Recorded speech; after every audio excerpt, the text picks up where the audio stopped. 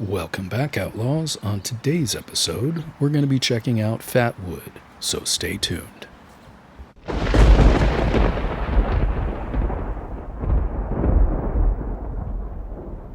If you don't have a pine tree or live near an area with a pine forest, finding Fatwood here may be a good option for you.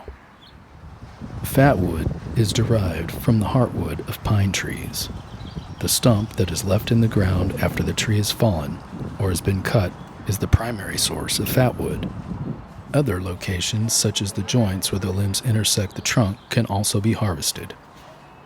One day while picking up supplies at Home Depot, I was surprised to find fatwood, of all things, sitting on the clearance shelf.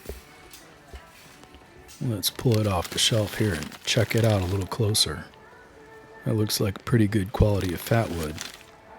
I think I'm going to have to grab a few bags of these and put them in the cart. I was planning a trip to go to our local forest to harvest some fatwood, but with the gas prices these days, this seems like a more viable option. I'll grab a few bags, making sure I leave a couple on the shelf in case somebody else needs some too. Looking at the source of this fatwood, it looks like this bag comes from Honduras. The other brand that I picked up was harvested and processed in Mexico. Let's take a closer look at this fatwood outside the package. As you can see, the dark golden honey color. That's just loaded with sap and should be great for starting fires. To show you an example, if this tree had fallen and was laying in the forest and rotting, the fatwood would be collected from this section of the tree here. The best wood comes from the knots. You would take an axe and chop out this section here, carefully chopping out the knot and getting as much of the fatwood out as you can. Here's another view of a larger branch and where the fat would be found in this location here. Right in the joint. That's where you want to get, right there.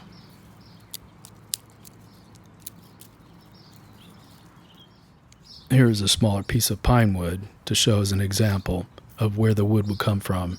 You would cut the end, get the knot out, and then cut this in slivers, starting from the center and working your way out.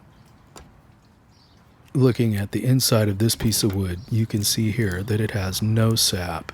And comparing it to the other piece, you could see the golden color. It's just loaded with sap. The commercial use of fatwood from stumps stemmed from the production of pitch and pine tar.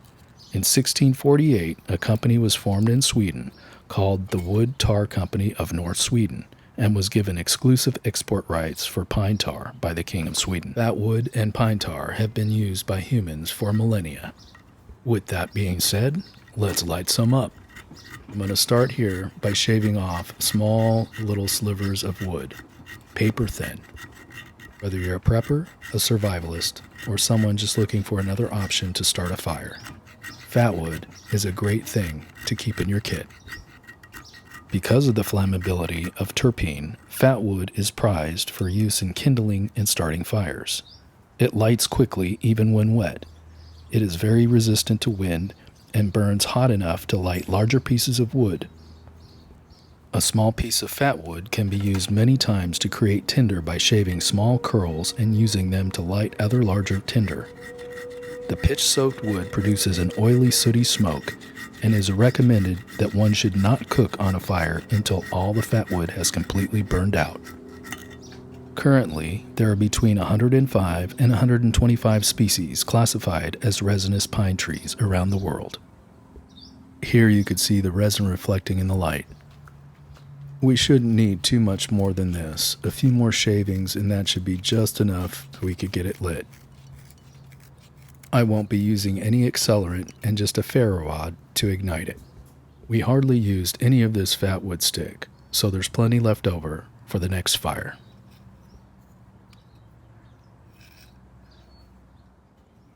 Okay, let's dump it out and get it ready for the ferro rod, give it a few strikes, and see what we can do. In a survival situation, this fatwood can be a life-saving resource. Watching how fast this wood caught fire, with just a few strikes from the ferro rod, was impressive. If the fire you are making is intended for cooking, it's always a good idea to let this thick black smoke burn off before you start cooking your food. Anywhere there is a pine tree or pine stump, there can be fat wood that can be found on top of the ground, but is more concentrated and preserved in the stumps. We hope you found the video useful, and once again, thanks for watching.